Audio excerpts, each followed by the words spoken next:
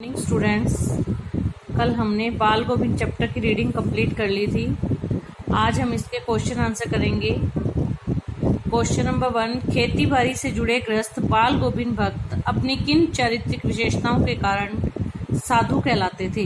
गृहस्थ थे और खेती बाड़ी भी करते थे, उसके बावजूद भी उनको साधु कहते थे। क्यों?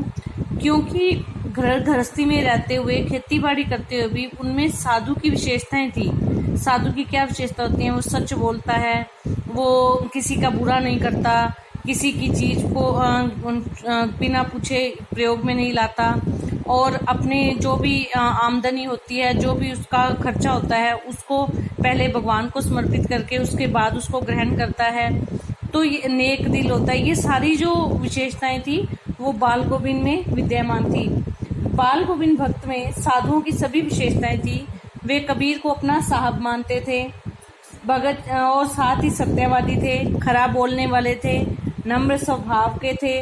वे किसी की चीज को बिना पूछे हाथ नहीं लगाते थे। वे दूसरे के खेत में शौच करने के लिए भी नहीं जाते थे।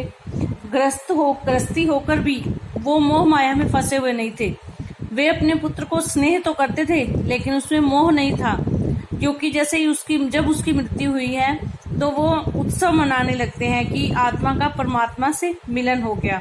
अगर उनको अपने पुत्र से मोह होता तो वो रोते, उससे बिछुड़ने के दुख में दुखी होते, लेकिन वो उत्सव मना रहे हैं, खुश हो रहे हैं और ये कह रहे हैं कि आत्मा परमात्मा में जाकर विलीन हो गई है। तो और दूसरी जो सबसे महत्वपूर्ण बात थी, अपने खेत में जितनी भी फसल पैदा होती थी वो सारी फसल कबीर मठ में दे आते थे, और उसके बाद वहां से प्रसाद स्वरूप जो कुछ मिलता था उसी से ही अपना जीवन यापन करते थे।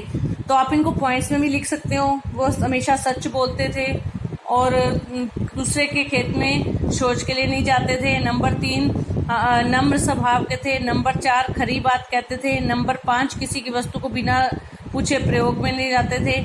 नंबर 6, वो संसार में रहते हुए, गृहस्थी जीवन बिताते हुए भी मोह माया में नहीं फंसे। उन्होंने अपने पुत्र से स्नेह तो किया, लेकिन मोह नहीं किया। इसीलिए पुत्र की मृत्यु होने पर उन्होंने उसकी मृत्यु को उत्सव की तरह मनाया कि आज आत्मा का परमात्मा से मिलन हो गया। वो उसको एक जीव के रूप में नहीं देख रहे हैं, आत्मा के रूप में देख रहे हैं। लास्ट पॉइंट की, वो जितनी भी अपने खेतों में फसल पैदा होती थी उसको कबीर मठ में दे आते थे, और वहां से जो कुछ भी प्रसाद स्वरूप मिलता था उसी से अपना जीवन चलाते थे। क्वेश्चन नंबर 2, भगत की पुत्रवधू उन्हें अकेला छोड़कर क्यों नहीं जाना चाहती थी। भगत की पुत्रवधू, भगत जी का जो पुत्र था वो बहुत ही सीधे स्वभाव का और भोला था। वो बीमार रहता था और उसकी मृत्यु हो गई। तो उनकी जो पुत्रवधू थी उसको उन्होंने, भगत जी ने अपने भाई के साथ मायके जाने के लिए और दूसरा विवाह करने के लिए कहा, लेकिन उनकी पुत्रवधू उनको अकेला छोड़कर नहीं जाना चाहती थी। क्यों? क्योंकि भगत जो थे वो बूढ़े हो चुके थे और उनकी देखभाल करने वाला कोई नहीं था। उनके लिए खाना बनाने वाला, उनकी सेवा करने वाला, उनका ध्यान रखने वाला कोई भी नहीं था। उनको कौन समय पर दवाई देगा, कौन खाना देगा, इसी चिंता में भगत की जो पुत्रवधू थी वो उनको छोड़कर जाना नहीं चाहती। क्वेश्चन नंबर 3, भगत ने अपने बेटे की मृत्यु पर अपनी भावनाएं किस प्रकार व्यक्त की। भगत जी ने अपने बेटे की मृत्यु को ईश्वर की इच्छा मानकर स्वीकार कर लिया, और दूसरी बात, उन्होंने अपने पुत्र की मृत्यु को आत्मा और परमात्मा का मिलन माना। उनका मानना था कि जो जीव होता है उसके अंदर जो आत्मा है वो उस परमात्मा का अंश है। जब वो इस संसार में आता है तो आत्मा परमात्मा से बिछड़ जाती है, और जैसे ही व्यक्ति का शरीर नष्ट हो जाता है, उसकी मृत्यु हो जाती है, तो आत्मा वापस जाकर अपने अंश परमात्मा में मिल जाती है। तो इसलिए वो आज खुश हैं कि उनके जो पुत्र की आत्मा है वो परमात्मा से जाकर मिलेगी। उन्होंने अपने पुत्र के शव को सफेद कपड़े से ढककर उसके ऊपर फूल डाले, तुलसी दल बिखेर दिए, सिरहाने एक दीपक जलाया और आसन बिछाकर पास में बैठ गए और भजन गाने लगे।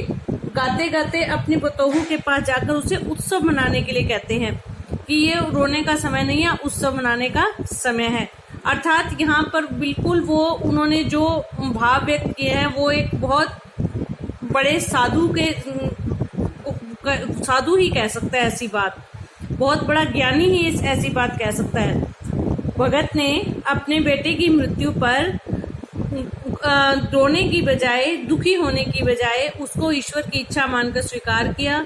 उन्होंने अपने बेटे के शव को जमीन पर लेटाया, सफेद चादर से ढक दिया, उसके ऊपर फूल और तुलसी दल बिखेर दिए, सिरहाने दीपक जला दिया और पास ही बैठकर भजन गीत गाने लगे और अपनी पुत्रवधू से भी रोने की बजाय उत्सव मनाने के लिए कहा, क्योंकि वो ये मानते थे कि जीव जो है वो परमात्मा का अंश है। आत्मा जो है वो परमात्मा से अलग होकर इस दुनिया में आ गई है, वो उससे बिछुड़ गई है और मृत्यु के बाद में वो आत्मा वापस जाके परमात्मा से मिलेगी। इसलिए उनको ये समय दुख मनाने की बजाय उत्सव के रूप में मनाने के लिए कह रहे हैं। क्वेश्चन नंबर 4, भगत के व्यक्तित्व और उनकी वेशभूषा का अपने शब्दों में चित्र प्रस्तुत कीजिए। भगत जी का बाल गोविंद भगत का कद मंझला था, गोरा रंग था, उम्र 60 के ऊपर थी। व्यक्तित्व और वेशभूषा में ना बेटे पर्सनैलिटी प्लस उनका ड्रेसिंग सेंस दोनों चीजें आती हैं। तो पहले उनका शारीरिक बनावट आएगी। मंझोला कद था, यानी मंझला कद था, रंग गोरा था, उम्र 60 साल से ऊपर थी, सफेद बाल थे, लंबी दाढ़ी थी, जटाएं नहीं रखते थे, पर हमेशा उनका चेहरा सफेद बालों से जगमग रहता था। कपड़े बहुत कम पहनते थे, केवल कमर में एक लंगोटी मात्र पहनते थे और कबीर की भांति कंठफटी टोपी पहनते थे। सर्दियों में एक काली कमली ओढ़ा करते थे। माथे पर हमेशा रामानंदी तिलक रहता था, जो नाक के किनारे से शुरू होता था। गले में तुलसी की जड़ों की एक बेडोल माला होती थी। दिखने में साधु लगते थे, लेकिन थे बिल्कुल ग्रस्त। पहले उनका शारीरिक बनावट आ गई, मंझोला कद, गोरा रंग, बाल जो थे वो जटाएं, दाढ़ी थी, जटाएं नहीं थी, लेकिन उनका चेहरा हमेशा बालों से ढका रहता और वस्त्र बहुत कम पहनते थे।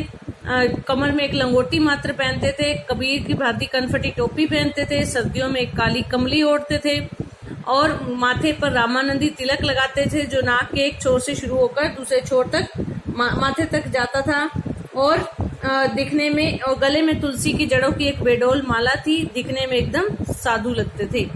नेक्स्ट 5th क्वेश्चन, बाल गोविंद भक्त की दिनचर्या लोगों के अचरज का कारण क्यों थी? अचरज मतलब हैरानी, क्योंकि जो बाल गोविंद भगत थे ना वो एक नियम के पक्के इंसान थे। जो उनका नियम था आधी रात्रि में ही उठ जाना, मतलब तड़के भोर 3 से 4 बजे के बीच में उठ जाना और नदी पर स्नान करने के लिए जाना, स्नान करके वापस लौटना और बैठकर खंजड़ी बजाकर कबीर के पदों को गाना, कबीर के भजनों को गाना, चाहे माघ महीने की कड़कड़ाती ठंड हो और चाहे आषाढ़ महीने की उमस भरी गर्मी हो, उनका नियम कभी भी नहीं टूटता था। तो इस वजह से लोगों को हैरानी होती थी कि वो कैसे ऐसे इतनी सर्दी और इतनी गर्मी में भी अपने किसी नियम को किसी भी रूप में तोड़ते नहीं थे। तो ये 5 क्वेश्चन हो गए बेटा, बाकी हम कल करेंगे। धन्यवाद।